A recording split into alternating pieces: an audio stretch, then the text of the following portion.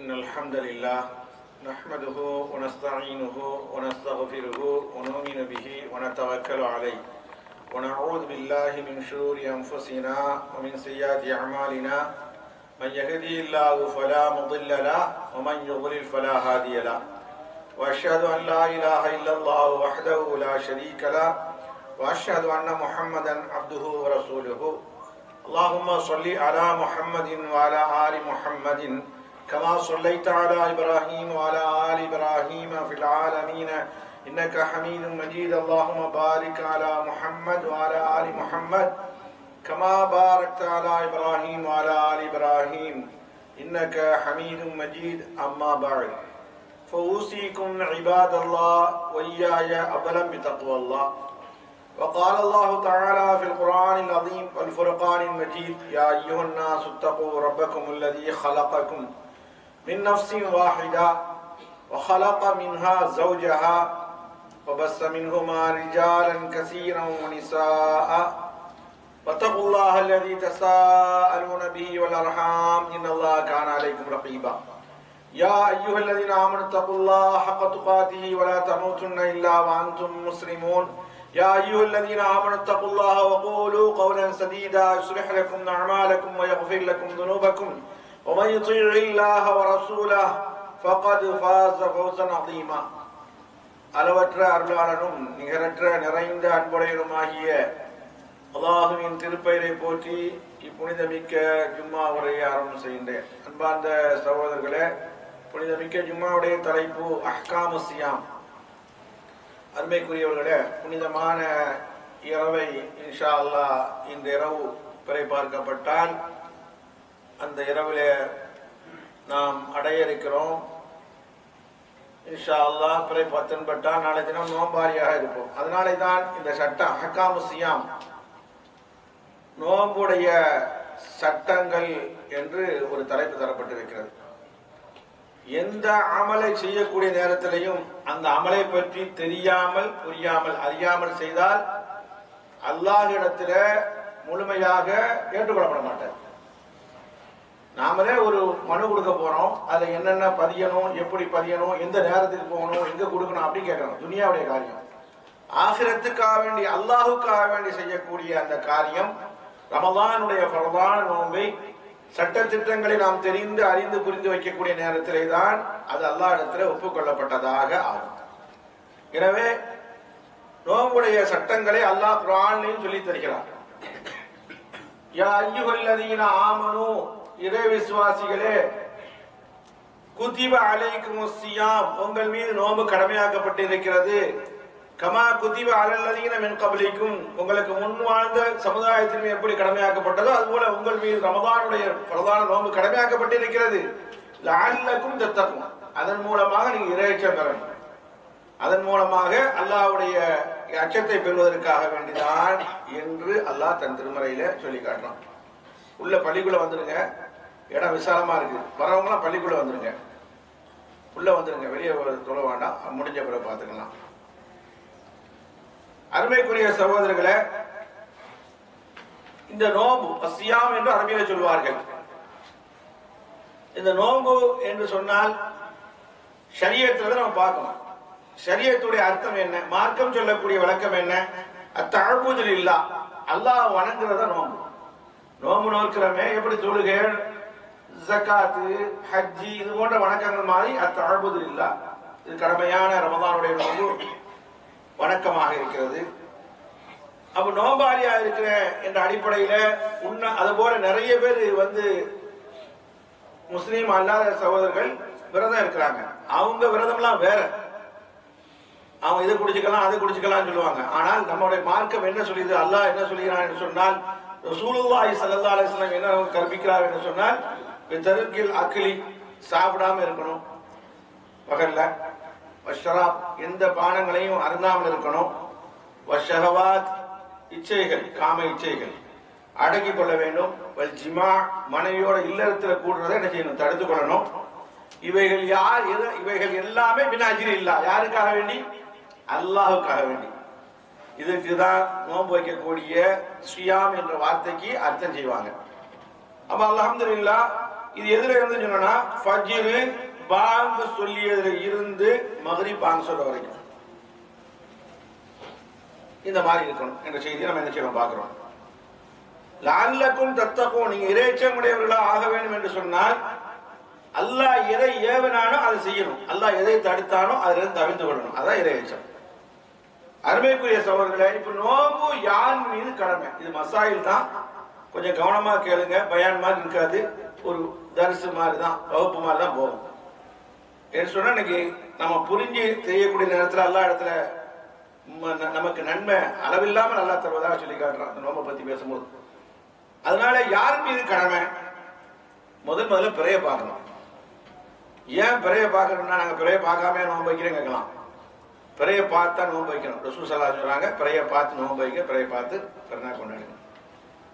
இங்க உங்களுக்கு ஒரு சர்ச்சை இருக்குது. எல்லாமே நம்ம தமிழ்நாட்டில் இருந்தா எல்லா பிரச்சனையும் ஆரம்பிக்கும். உலகம் முழுக்க ஒழுங்கா இருந்தாலும் கூட நம்ம ஆட்களுக்கு அந்த குசும்பு இருக்காது. ஏன்னு சொன்னா, இஜ்ரி அடிப்படையில நாங்க கணக்கு வச்சுக்கிட்டோம். இன்னும் 10,000 வருஷத்துக்கு இன்னைக்கு நோம்புன்னு சொல்லுவோம் அப்படின்னு சொல்லி கிளம்பிட்டாங்க. ஆனா ரசூலுல்லாஹ் இவங்க பாடம் நடத்துறாங்க, அல்லாஹ்வும் பாடம் நடத்துறாங்க. 2வது சப்ஜெக்ட் விரிவான அரை மணி நேரத்தில் எதுன்னு சொல்ல முடியாது. பிறைய பார்க்கணும். இன்ஷா அல்லாஹ் பிறை தென்பட்டுட்டா என்ன செய்யணும்? நோம்பு வைக்கணும். இது முதல் ஷரத்து. அடுத்து முஸ்லீமா இருக்கணும். நீங்க கேட்கலாம், எங்க முஸ்லீம் தானே நோம்பு வைப்பான், முஸ்லீம் காபிரா வைக்கவான்னு கேட்கலாம். ஆயத்தை வாசிக்கும் போது என்ன சொன்னேன்? யா அய்யுஹல்லதீன ஆமனு சொல்லிட்டு ஆரம்பிச்சேன். இறை நம்பிக்கையாளர்களை அல்லாஹ்வை ஏற்றுக்கொண்டு முஸ்லீம்களை ஈமான்தாரிகளை. ஒரு முஸ்லீம் தான் என்ன செய்யணும்? முஸ்லீமா இருக்கணும். அதே சமயத்தில் பாலிக், வயசுக்கு வந்திருக்கணும். ஆம்பளையா இருந்தாலும் பொம்பளையா இருந்தாலும் வயசுக்கு வந்திருக்கணும். ஆப்பிளின், அதுபோல புத்தி உள்ளவரா இருக்கணும். இதுக்குள்ள நீங்க எதிர்ப்புறமா வச்சுக்கலாம். முஸ்லீம் இல்லாட்டா உண்டாகாது, வயசுக்கு வராட்டா கடமை இல்லை, மஜ்னூனுக்கு பைத்தியத்துக்காக கடமை இல்லை அப்படின்னு எதிர்ப்புறமா கொண்டு வந்துட்டே இருக்கலாம். அடுத்து முத்தீக்குல் லிஸ்ஸௌமி ஸஹீஹ், நோம்பு நோக்கிறதுக்கு அவருக்கு சக்தி இருக்கணும். உடலால் என்ன செய்யணும்? சக்தி இருக்கணும், ஆரோக்கியம் இருக்கணும். அப்ப நீங்க எதிர்ப்புறம் எடுக்கணும். சக்தி இல்லாதவர்கள் வந்து என்ன செய்யலாம்? விடலாம் அப்படின்னு சொல்லி. முகீமுன், அவர் உள்ளூர்ல இருக்கணும். ஊர் பிரயாணத்தில் இருந்தா தேவையில்லை. அவருக்கு வந்து சலுகை கொடுக்கப்படாத ஊர்ல இருக்கணும். பிரயாணத்தில் இருந்தா அவருக்கு பிரச்சனை இல்லை. இப்ப நாமெல்லாம் என்ன செய்யறோம்? பிரயாணத்துல இல்ல, நாம வந்து தஞ்சம் அடைஞ்சிட்டோம். ஆனா அப்படி உள்ளவர் மீது நோம்பு கடமையா இருக்கிறது என்ற செய்தியை மார்க்க வல்லுநர்கள் நமக்கு ஹதீஸ்ல இருந்து விளக்கம் தராங்க. நான் ஒன்னொன்னுக்கு ஹதீஸையும் ஆயத்தையும் சொல்ல முடியாது, எனக்கு டைம் இல்லை. அதனால வந்து இப்படி நோம்பு இவர்கள் மீது நோம்பு கடமை என்று விளங்கிக் கொள்ளணும். அடுத்து பெண்ணா இருந்தாலும் வைங்க, அவங்க வந்து ஹைதுக்காரியா இருந்தா நோம்பு நோக்க கூடாது. மாதவிடாய் பெண்ணுக்கு அதை விட்டு சுத்தமானவங்களா இருக்கணும்.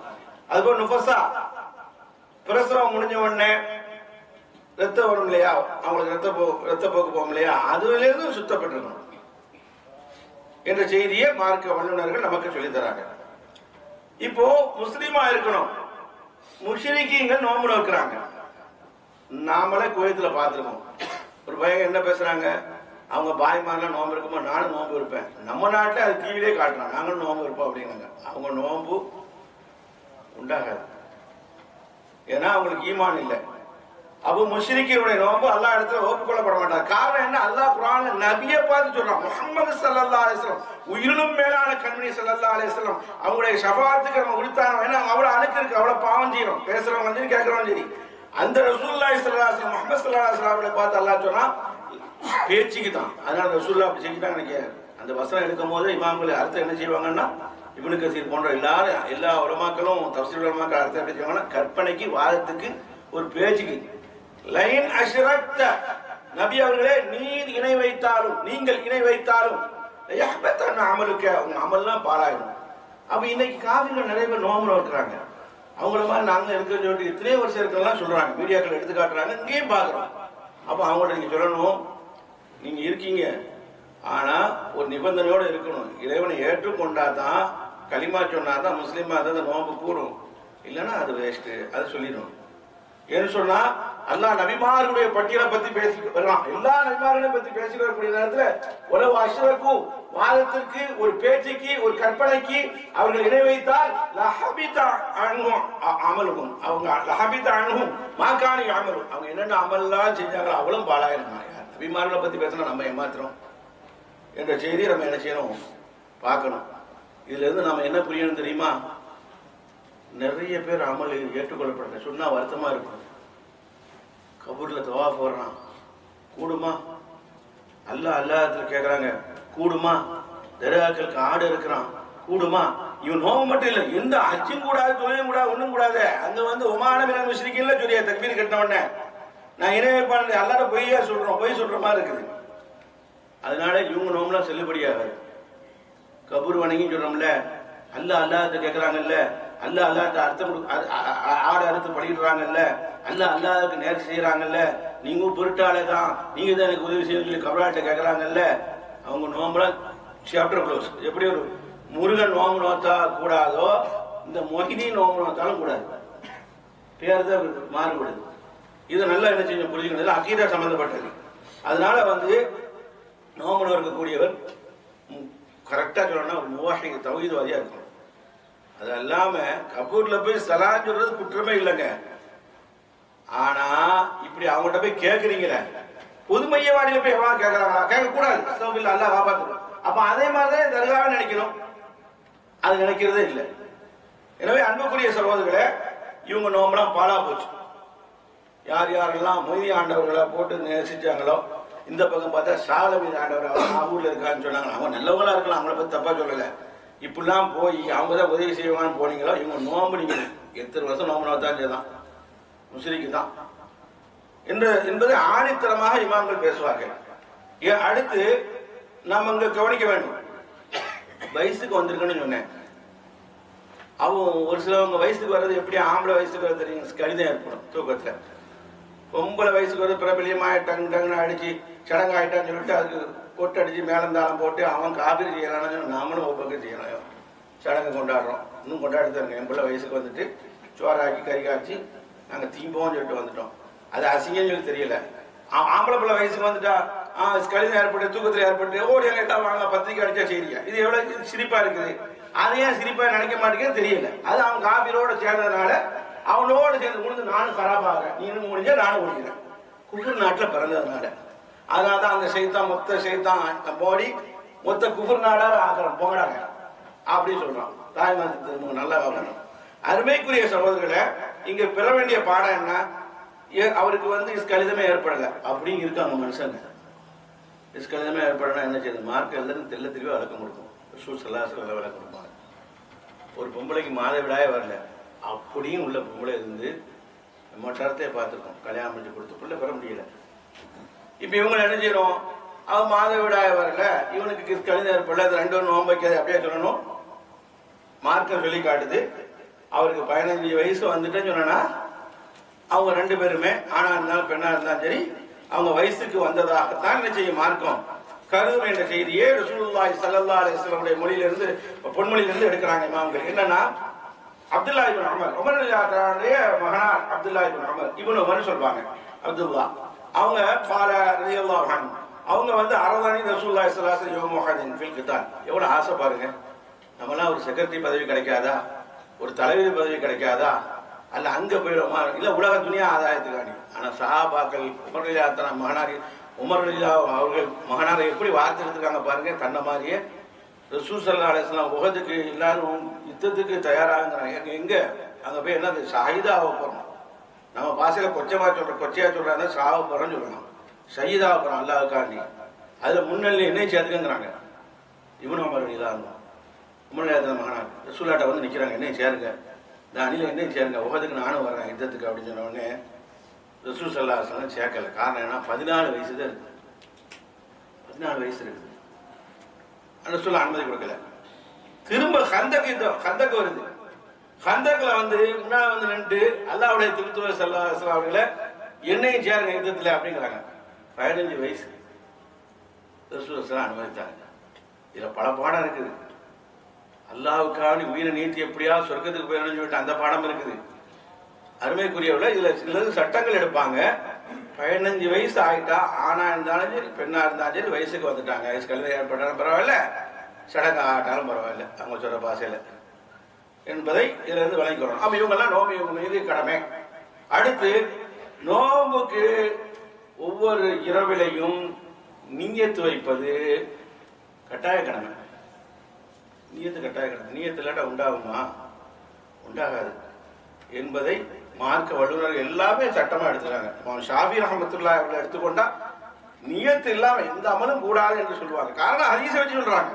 சொல்லுங்க, இன்னமல் அமாலு பின்னியாத், அமல்கள் யாவுமே எண்ணங்களை கொண்டுதான் பூர்த்தி ஆகிறது என்ற அடிப்படையில ஒவ்வொரு இரவிலையும் நியத்து வைக்கணும். ஏன்னு சொன்னா இதுக்கு பிரத்யேகமா ஹதீஸே வருது. ரமலானுடைய நோம்பை பத்தி வரக்கூடிய நேரத்துல, பிரதான நோம்பை பத்தி வரக்கூடிய நேரத்துல யார் இரவிலே நியத்து வைக்கவில்லையோ அவருக்கு நோம்பே உண்டாகாது அப்படின்னு தான். பசித்திருந்து தாய்த்திருந்து பட்டினி இருந்து எச்சை அடக்கி மனைவியோட இல்லத்துல ஈடுபடாம பகல்ல இருந்து என்ன பிரயோஜனம்?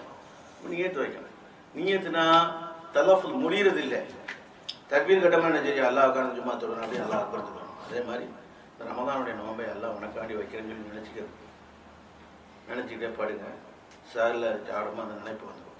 இப்படி ஒவ்வொரு நாள் வரணும். இந்த நியத்து இல்லாமல் என்ன செய்யாது, உண்டாகாது. இந்த செய்தியை பல சியாமல் ஹதீஸ் தனியாக வருது. பிரதான நோம்புக்கு ரமதானுடைய நோம்புக்கு வருது. எனவே அருமைக்குரியது. அடுத்து 11 மாசம் நல்லா சாப்பிட்டுருப்போம், நல்லா குடிச்சிருப்போம். மதுபானம் இல்லை, நல்லா குடிச்சிருப்போம்னா நீங்க வேற எங்கேயா போயிடாது, இப்படிதான் பேசலாம் அப்படின்னு சொல்லிட்டு நல்ல அலாராக்கப்பட்ட பானத்தை பருவத்தை குடிச்சிருப்போம், பானங்களை குடிச்சிருப்போம்.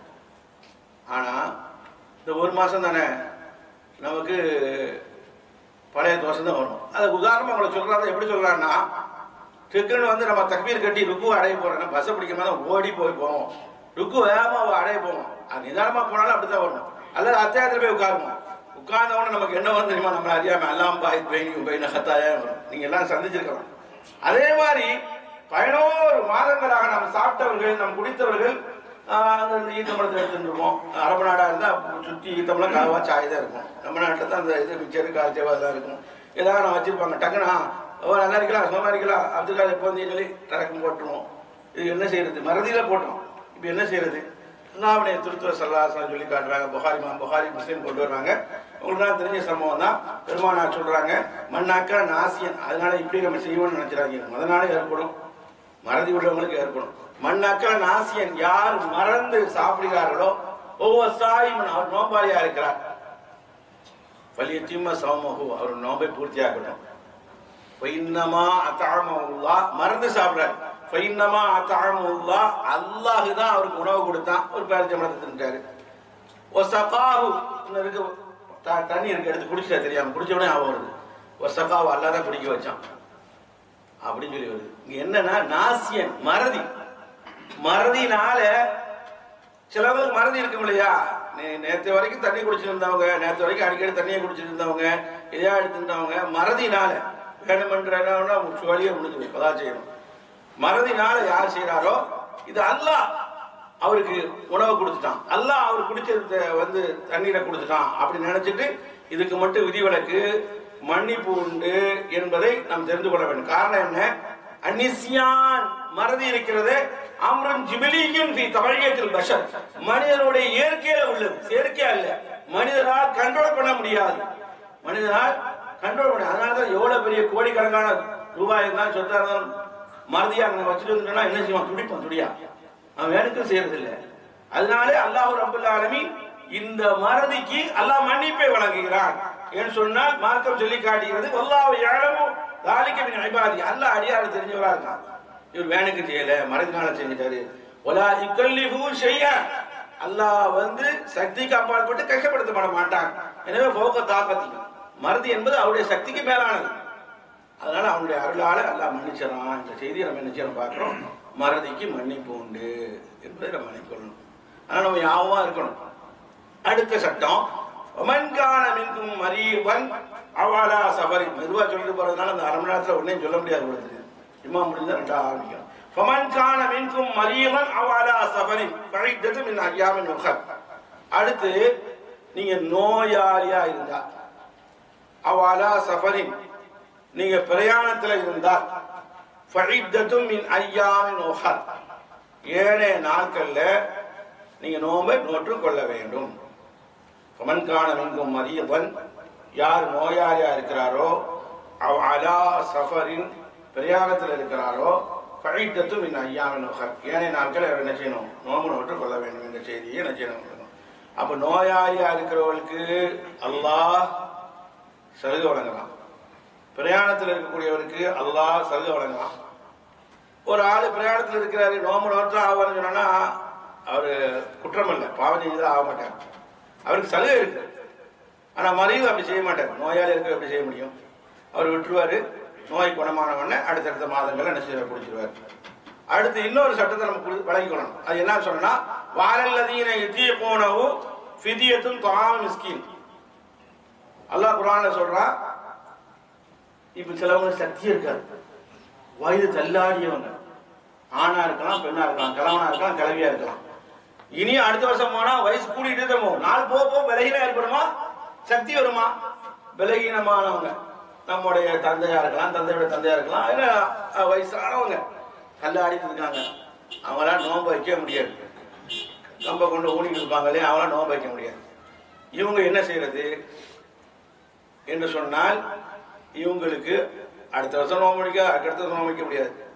ஒவ்வொரு நாளும் மிஸ்கீனுக்கு உணவளிக்கணும், ஏழைகளுக்கு உணவளிக்கணும். ஒரு நோம்புக்கு பார்த்தா அப்போ 30 நோம்புக்கு 30 நாளைக்கு உணவளிக்க வேண்டும். அப்புறம் ரமலான் மாசமா இருந்தால் நம்ம என்ன செய்யணும், அவருக்கு இஃப்தாரும் கொடுத்துட வேண்டியதான், சாரும் கொடுத்துட வேண்டியதான், உணவை கொண்டு கொடுத்துட வேண்டியதான். உணவை கொண்டு உங்களால் கொடுக்க முடியலையா, ஆசை கொடுங்க, 2 நேரம் கணக்கு பார்த்து. நம்ம தந்தையா இருக்கலாம், நம்ம தாயா இருக்கலாம், ஏன்னா அவங்க நோம்பு கட்டா. இது ஒரு பிரபலியமான சட்டம். ஆனால் இதில் ஒரு சிலவங்க கருத்து வேறுபாடு கொள்றாங்க.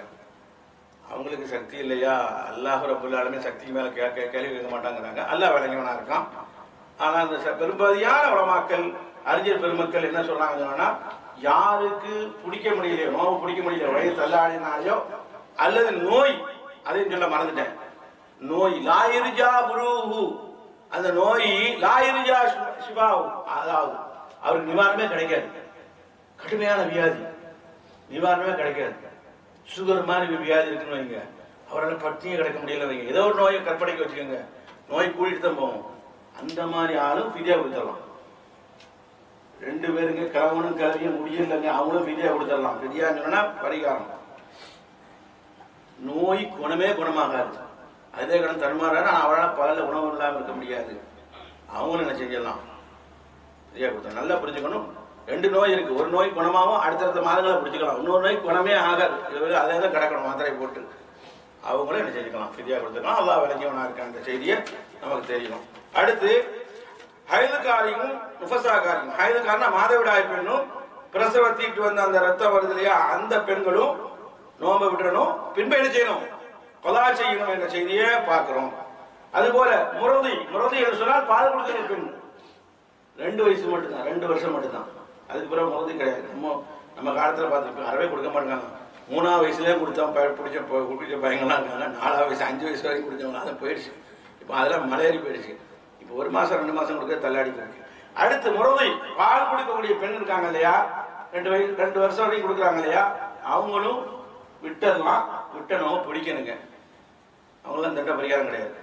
அதுபோல அவங்க பால் கொடுக்க முடியும் பெண்ணு நினைக்கிறாங்க, என்னால் முடியாது, ஏலாது, பால் சுரக்காது, பிள்ளைக்கு பால் சுரக்காது, என்னால் முடியல அப்படின்னு நினைச்சா தான் சலுகை தான்.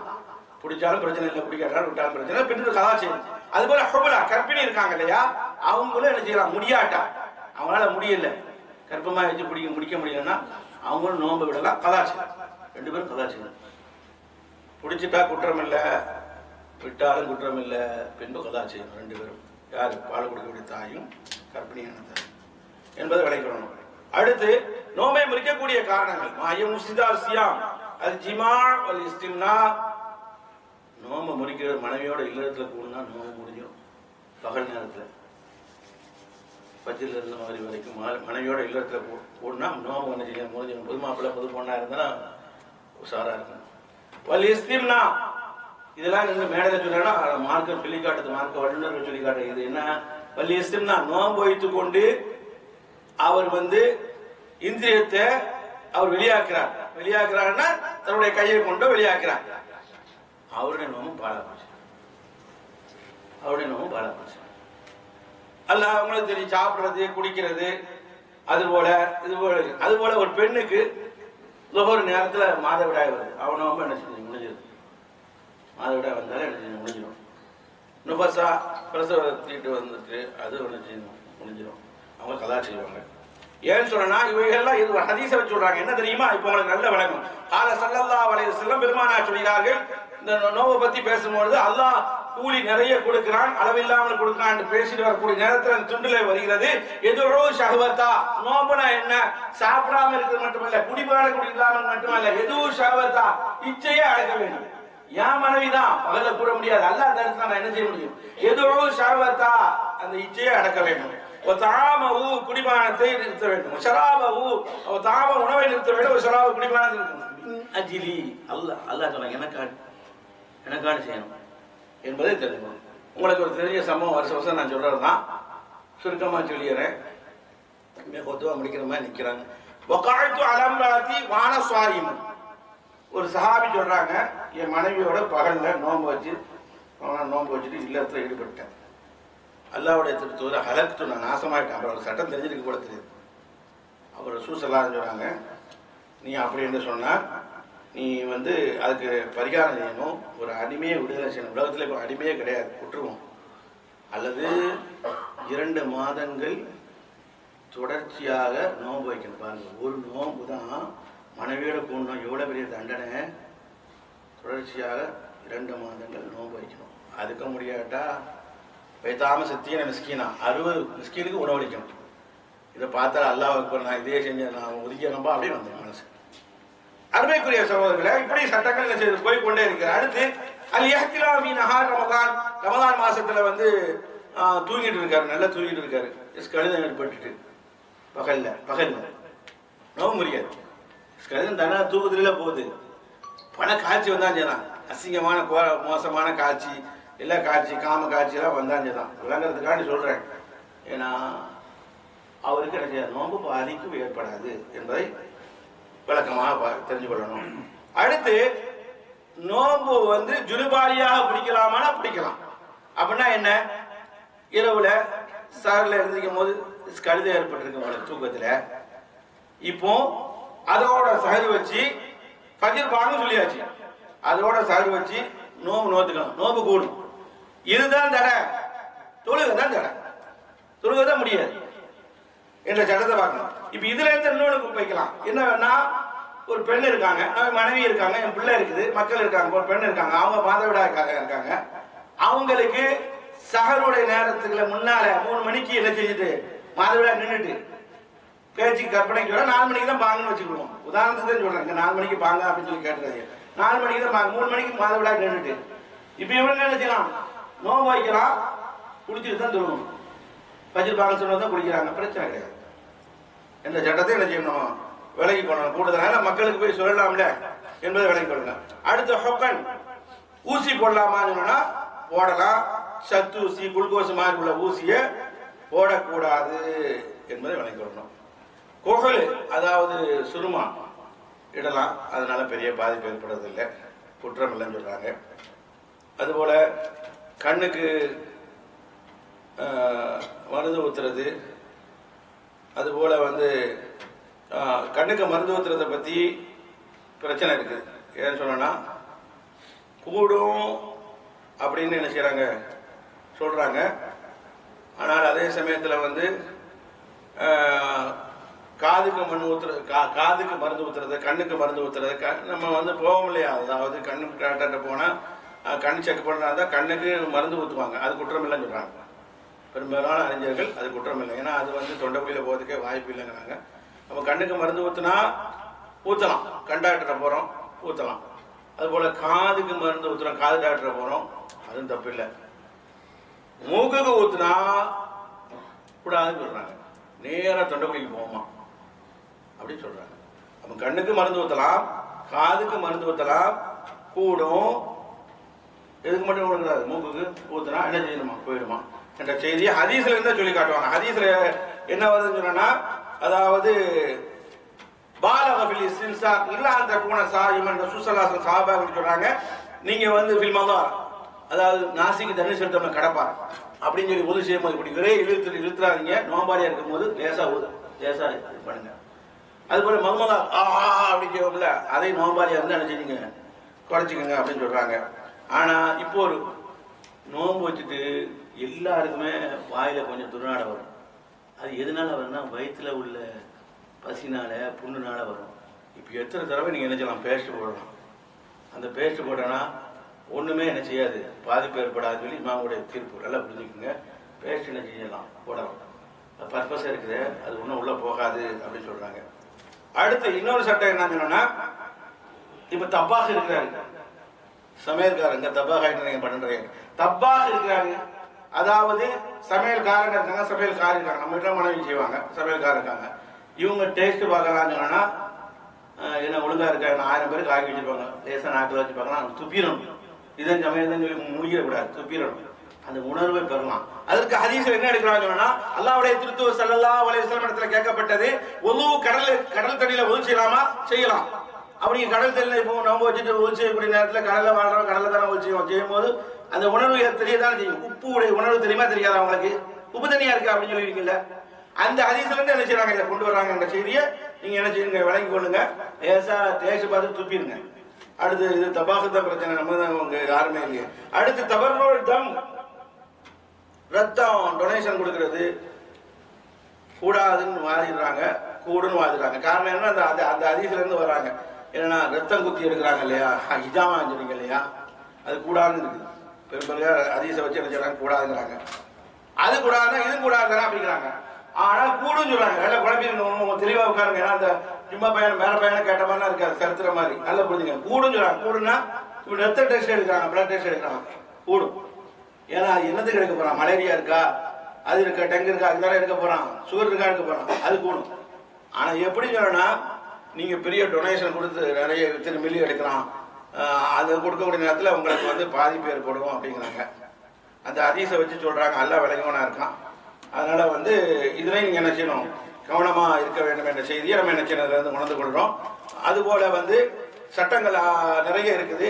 ரத்தம் வந்து வருது, எங்கேயா இடிச்சு இங்கே காயப்பட்டு ஏதாவது குத்தி கீத்தி கிழிச்சு ஆணினி கிழிச்சு ரத்தம் வருது. நோம்பு வச்சுட்டு இல்லை ஒன்றும் குற்றம் இல்லை. ரத்தம் வந்தவொடனே நான் நோம்பு விட்டுறேன்னு நினைக்காதீங்க. அதுக்கு மருந்து வச்சு என்ன செய்யுங்க, பஞ்சு வச்சு இது பண்ணிக்கோங்க. மூக்குல இருந்து ரத்தம் வரும், அதுவும் குற்றம் இல்லை, நோம்பு முடியாது. அதுபோல வந்து கை வாமிட்டு வருது, வாயில வரதெல்லாம் செய்யும். சில நேரத்தில் தலைவலி வந்துன்னா வாமிட்டு வரமா இருக்கும், வாமிட்டு எடுக்கலாம். ஆனா உண்மை இஸ்தகா அந்த வேணுமென்ற கையை விட்டு இழுத்தனா பள்ளி அகதி கலாச்சாரம் சொல்லி வருது. அல்லாஹ் விளங்கமா இருக்கான். அந்த மாதிரி தன்னால் அறியாம வாமிட்டு எடுக்கல, அது கூடுமா. நீங்க வேணுமென்ற உள்ள கையை விட்டு எடுக்கிறது வந்து கூடாதுன்னு சொல்லி ஹதீஸை வச்சுட்டே வாதிடுறாங்க. அல்லாஹ் விளங்கியவனா இருக்கான் என்பதை நீங்க என்ன செய்யணும், அதை புரிஞ்சுக்கணும். அடுத்து ஹுக்குமுல் அத்தர், அத்தரை பூசிட்டு வரலாமா, பூசிட்டு வரலாம். அத்தர் என்ன நீங்க வயிற்றுக்குள்ளேயே போகுது, பூசிட்டு வரலாம். அதே சமயத்துல புகூர் இருக்குல்ல, புகூர் போடுறாங்கல்ல, அதை வந்து நீங்க நுகரக்கூடாது. நுகர்ந்தனா என்ன செய்யும், தொண்டக்குடி வரைக்கும் போவோம்னு சொல்லி மார்க்க வல்லுநர் சொல்றாங்க. அல்லாஹ் விளங்கியவனா இருக்கான். அவங்க சொல்றத நம்ம என்ன செய்யறோம், எடுத்து சொல்றோம். அடுத்து முக்கியமான சட்டம், இதை மட்டும் சொல்லி முடிச்சுக்கிறேன். அதானுல் ஃபஜ்ர், அதான் மக்ரிப். அல்லாஹ் பாங்க சொன்னாலே நீங்க ஒண்ணுமே செய்யக்கூடாது. ஃபஜ்ர்ல பாங்க சொல்லும் போது நல்லா புரிஞ்சு வச்சுக்கணும். பாங்க சொல்றாங்க, நிறைய பேர் பாக்குறாங்க, பாங்க சொல்றாங்க, அம்மாட்ட குடிச்சிட்டு இருக்காங்க. இன்னொரு ஹதீஸ் குடிக்கலாம் சொல்லக்கூடிய ஹதீஸ்ல இருக்கு, லைஃபான ஹதீஸ் சொல்றாங்க. அதை வச்சு அதை பேசக்கூடாது. அல்லாஹ் சொல்ல வாங்குவசை கேட்டா நீங்க கிட்ட நினைக்கூடாது, கையில வச்சிருந்தா நீங்க குடிக்க கூடாது. அல்லாஹ் ஆரம்பிச்சா முடிஞ்சு போச்சு. எப்படி மகரிப்ல அல்லாஹ் பாங்க சொல்லும் திறக்கிறீங்களோ அப்ப அதே மாதிரி தான் சட்டை எடுக்கணும் கேட்கறாங்க. இங்க மட்டும் என்ன வேற மாதிரி பாயுது. அதனால வந்து நல்ல தூங்கிட்டு எழுந்திருப்பியோ, பாங்க முடிஞ்ச தண்ணியை மட்டும் குடிச்சுக்கிறேன்னு, கையில இருக்க மட்டும் இது பண்ணிக்கிறேன்னா ஒன்னும் நீங்க செய்ய முடியாது. சட்டை நீங்களா அல்லாவா, சட்டை நீங்களா ரசூலா. அதனால பாங்கு அல்லாஹ் அலிஃப் கேட்டாலே சோழி முடிஞ்சது. நீங்க பட்டி நோம்பு வைக்க வேண்டியதான். முடிஞ்சா நான் அப்படிதான் செஞ்சு ஆகணும். என்னது விடுறதுக்கு காரணமே இல்லை. என்ன காரணம் இருக்குது, நீங்க நம்ம என்ன செய்ய, நம்ம உணர்வா இருக்கு. அப்ப நீங்க ஒண்ணு செய்யுங்க, இஷாவுக்கு நல்ல ஒரு முட்டை அடின்னு அடிச்சு, அது எக்ஸ்ட்ரா உணவு. ஆனா சகருடைய உணவு சாப்பிடணும். இப்ப அந்த சட்டத்தான் பேச சொல்லிருக்கீங்க, அது பதாயில பேச சொல்லல. சகருடைய உணவு சாப்பிடணும் பழக்கத்து இருக்குது. ஒரு கால் ஏன்னா அங்க வேலைக்கு போறோம், அயர்ந்து தூங்கிடுவோம் சொன்னா அதுக்கு என்ன செய்யணும், நல்லா சாப்பிட்டுட்டு பாங்கு சொன்னா ஃபஜ்ருடைய பாங்கு பாங்கு இல்லை, ரெண்டாவது பாங்கு. நம்ம நாட்டில் பாங்குனா என்னன்னு தெரியுது, அவனுக்கு பிரச்சனையே கிடையாது. எல்லாம் அவன் நல்லா அப்படி கிடக்கட்டும். நம்ம இங்கே வந்து நினைச்சிடும் 2 பாங்கு ரசூலுல்லாஹ் காலத்தில் இருக்கல இவங்க செய்கிறாங்கல்ல, பாங்க போய் நம்ம ஊரில் போய் சொல்லுங்க, நான் அடிக்க வந்துடுவான், இவன்ல மார்க்கத்தை குழப்பறான்டுவான். இவனுக்கு மார்க்கம் தெரியல, நம்மளை குழப்பறாங்களாம். அடுத்து பாங்கு சொல்லும்போது நல்லா சாப்பிடுங்க, 2ஆவது பாங்கு சொல்லும்போது அல்லான்னு சொன்னால் நிறுத்திடுங்க. நான் பாங்கோசை கேட்காத, நான் பரில் இருக்கேன், மெனாபத்தில் இருக்கேன், அங்கே இருக்கேன், அங்கே இருக்கேன், ஐரோப்பாவில் இருக்கேன்னு சொன்னால் மணி தெரியும் இல்லையா, 5 நிமிஷம் வந்தோடனே கரெக்டாக வச்சு இதுக்காண்டி ஒரு 5 நிமிஷத்தை வந்து குறைச்சி வச்சுக்காது, கரெக்டாக வச்சு என்ன செய்யுங்க, இது பண்ணிங்க. அந்த செய்தியை விளைக்கிறோம். ரப்புல் ஆலமீன் நல்ல அமலை புரிந்து நல்ல இடத்துல பரிபூர்ணமான அமலாக சேருவதற்கு ரப்புல் ஆலமீன் தௌஃபீக் அவனை கூறி மதங்கள் செய்கிறேன்.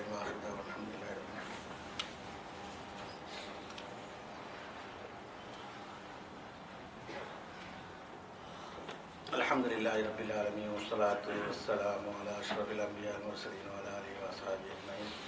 அம்மா பஅத் ஃபகத் क़ால அல்லாஹு தஆலா ஃபில் குர்ஆனில் அஸீம் வல் ஃபுர்கானில் மஜீத் யா அய்யுஹல்லதீன ஆமனூ குதிப அலைக்குமுஸ் ஸியாமு கமா குதிப அலல் லதீன மின் கப்லிக்கும் லஅல்லக்கும் தத்தகூன்.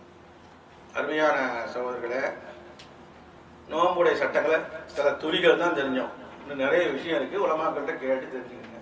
இதோட சொன்னால் போதும், நமக்கு என்ன இருக்குது, இவ்வளோ தானே அப்படின்னு சொல்லி நினச்சிடாதீங்க. வரக்கூடிய சந்தேகங்கள்லாம் நீங்கள் சும்மா முடிஞ்சு நாங்கள் இருப்பேன்னு கேட்கலாம். அடுத்து நோம்பு நோர்த்தால் வந்து இவனால முறியதை பார்த்தோம், என்னென்ன சட்டங்கள் பார்த்தோம். நோம்புடைய அஜ்ரு கூலி குறையும், முறியாது, கூலி குறையும். அது என்னன்னு சொன்னா எல்லா காலத்திலும் செய்யக்கூடாதுன்னா இந்த காலத்தை கூடுதலாக கவனம் செலுத்தப்படுது. காரணம் என்ன, எல்லா காலத்தில் உள்ள அமல் தாங்க ரமதான்லயும் நம்ம செய்யறோம். கூடுதலா ரமதானுடைய பிரதான நோம்பு தான் எக்ஸ்ட்ரா ஃபிட்டிங்க தவிர நீங்க இரவு மடக்கம் ஃபுல்லா எல்லா காலத்திலும் உள்ளது, ரமதானுக்கு விரும்பப்பட்டது, அப்படி புரிஞ்சுக்கங்க. இப்போ அதே மாதிரி தான் இது, பொய் சொல்லக்கூடாது, எல்லா காலத்திலும் சொல்லக்கூடாது. பொய் சொன்னா வந்து அவன் பெரிய குற்றவாளி தான், நரகத்துக்கு போகக்கூடிய அளவுக்கு 1000 ஹதீஸ் வருது. ஆனா இந்த நோம்பு வச்சுக்கிட்டு நல்ல மலை வச்சுக்கிட்டு நீங்க பொய் சொல்றது வந்து இருக்குது, நோம்புடைய வீரியத்தை, அந்த பலனை, அந்த நன்மையை குறைக்கும். சொன்னாங்க பொய்யான பேச்சை எவங்களோ பொய்யான செயலை எவங்களோ அல்லாஹ்வுக்கு எந்த தேவையும் இல்லடா. நீ குடிக்காம இருந்தா என்ன, நீ பருகாம இருந்தா என்ன, நீ பட்டினி இருந்தா என்ன, நீ மனைவியோட இல்லறத்துல ஈடுபடாம இருந்தா என்ன, அல்லாஹ்வுக்கு எந்த தேவையும் இல்லைன்னு சொல்லப்படுது. அப்போ ஆன்மீக ரீதியாக, ஆத்மார்த்த ரீதியாக, அகலாக் ரீதியாக, நற்குணங்கள் ரீதியாக நோம்பு என்ன செய்யுது, பாடம் கொண்டு வருது. நோம்புடைய நோக்கமே ரசூல் ஸல்லல்லாஹு அலைஹி வஸல்லம் சொல்றாங்க, இச்சையே செய்யும் தணிக்கும் என்று சொல்லி காட்டுறாங்க இல்லைங்களா. திருமணம் செய்ய முடியாத சக்தி இல்லாதவர்கள் நோம்பு நோக்கட்டும் சொல்லக்கூடிய நேரத்தில் இச்சையை தணிக்குங்கிறாங்க. ஆனா மகத்தான ஒரு ஆத்மார்த்தமான ஒரு ஆன்மீக ரீதியான அல்லாஹுக்காக வேண்டி பசித்திருந்து, அல்லாஹுக்காக வேண்டி தாகித்திருந்து, இது வந்து இஹ்லாஸான அமல், எல்லாரும் கேள்விப்பட்டிருப்பீங்க. நோம்புன்னு சொல்லி நான் சொல்றேன், நீங்க நம்பிடுவீங்க. அல்லாஹ் ஒருவனுக்கு தான் நான் நோம்பா நோம்பு இல்லையான்னு தெரியும். தொழுகையாலேயே கண்டுபிடிக்க முடியும் இல்லையா, ஹாஜியை கண்டுபிடிக்க முடியும் இல்லையா, ஜக்காத்து கொடுத்தவரை கண்டுபிடிக்க முடியும் இல்லையா, சதகா கொடுத்தவங்களை கண்டுபிடிக்க முடியும் இல்லையா, ஒரு முஅத்தமீர் உம்ரா செய்தவரை கண்டுபிடிக்க முடியும் இல்லையா, இப்படியே எல்லா அமல்களையும் குர்ஆன் ஓதுறவரை கண்டுபிடிக்க முடியும் இல்லையா, எல்லா அமல்களையும் கண்டுபிடிக்கலாம். அந்த ஒரு அமலை அல்லாஹ்வுக்கும் அவனுக்கு மத்தியில தான் தெரியும். வெளியே வேணா இவர் என்ன செய்யலாம், சொல்லிக்கலாம். அவன் திட்டுவான், ஏசுவான், இவன் இவன் வந்து நல்ல இல்லான்னு சொல்லுவானே அப்படின்னு சொல்லிட்டு, ஆமா நீனும் நோம்பு நானும் நோம்பு தான் அப்படி சொல்லிக்கலாம். ஆனா ரப்புக்கு மட்டும் தான் நான் நோம்பா நோம்பு இல்லையா தெரியும். உங்கள்ட்ட நோம்புன்னு சொல்லிட்டு அங்க போய் தனியா போய் அந்த அம்மா பக்கத்துல போய் தண்ணியை குடிச்சிடலாம். ஆனா ரப்புக்கு தான் தெரியும் இல்லைங்களா. அதனால இதனாலதான் அல்லாஹ் சொல்றான், கூலியை நான் அளவில்லாம நான் கொடுக்கிறேன் என்ற செய்தியை, ரப்பு சொல்லக்கூடிய செய்தியை அல்லாஹ்வுடைய திருத்தூதர் ஸல்லல்லாஹு அலைஹி வஸல்லம் அல்லாஹ் சொல்வதாக ஹதீஸ்ல புதிய சொல்லி தராங்க. அதனால நோம்புடைய சட்டங்களை தெரிந்து ரப்புல் ஆலமீனால் ஏற்கப்பட்ட நோம்பாக, அதன் மூலமா ரையானில் நுழையக்கூடிய நோம்பாக, அதன் மூலமா ஜன்னத்துல் ஃபிர்தௌஸை தரக்கூடிய நோம்பாக அல்ல ரஹ்மான் ஆக்கியல்ல வேண்டும். ரமதானை சிஹத்தாகவும் ஆஃபியத்தாகவும் ஆரோக்கியமாகவும் மகிழ்ச்சியுடனும் ரமதானை அடைவதற்கு தௌஃபீக் செய்யணும். ரமதானை எல்லா அமல்களை நிரப்பமா செய்வதற்கு வல்ல ரஹ்மான் தௌஃபீக் செய்வானாக கூறி என்னுடைய ஃபத்வாவை நிறைவு செய்கிறேன். வாஹிர் தாவானா அல்ஹம்துலில்லாஹி ரப்பில் ஆலமீன்.